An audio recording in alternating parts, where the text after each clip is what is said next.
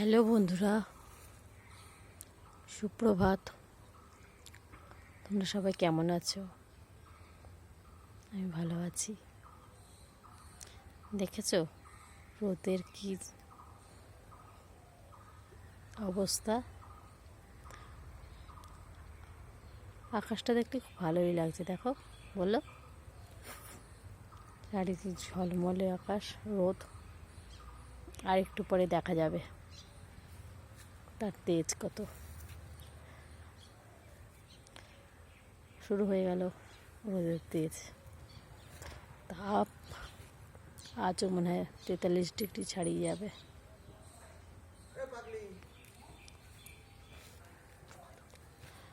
কিন্তু এই এত তেজ রোদের এই তেজের জন্য কত যে স্ট্রোক হচ্ছে মানুষের।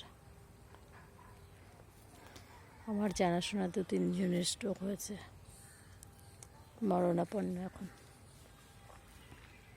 একটা 18 বছর বয়সী মেয়েরও স্ট্রোক হয়েছে এই রোদের জন্য। বাইরে তো যেতেই হয়, বলো, বাইরে না গেলে হয়? সবারই কাজের জন্য যেতে হয়।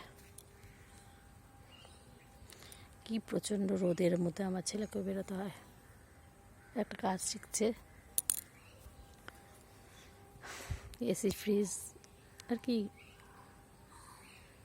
ইলেকট্রনিক্স যাবতীয় জিনিসের কাজ শিখছে, রিপেয়ার। ও তো মেকানিক্যাল ইঞ্জিনিয়ারিং নিয়ে পড়েছে, তাই ওর পড়ার লাইনটাই এটা। হ্যাঁ, আরও অনেক কিছুই হয়, ট্রেনের যাবতীয় ইলেকট্রিকের কাজগুলো ওর পড়াশুনোর বিষয়ে বুঝতো। চরম রোদ, চরম। সারাদিন যে কী হবে, বেলা 2টো বাজলে তো রাস্তার লোকই থাকে না। তবে ভালোই লাগে দেখতে আকাশটা। কতক্ষণ যে এরকম চলবে, একটু পরে শুরু হয়ে যাবে একদম হাঁসফাঁস করা। এবার মানুষ যদি বুঝতে পারে, গাছপালা লাগায়। আমাদের তো আছেই গাছপালা, আমরা তো গ্রামে থাকি, আমাদের বাগান বাড়ি। আমাদের আরও অনেক বড় বড় আম গাছ ছিল, সেগুলো সব কেটে ফেলেছে হনুমানের জন্য। প্রচুর আম হতো, আম খেয়ে যাবে ঠিক আছে, বা মানুষেরও ক্ষতি করে যায়। মানুষকে তো ভয় পায় না, ঘরে ঢুকে পড়ে মানুষকে মেরে ধরে ঘরের খাবারও নিয়ে যায়।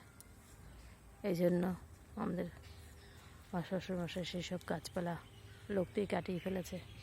যে দরকার নেই ফল খাবার থেকে ফল কিনে খাবো, তাও ভালো। সারাদিন পড়ে রয়েছে। চলো দেখতে থাকো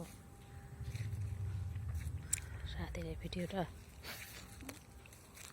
তো দেখানো সম্ভব না। আর পশু পাখির কী অবস্থা!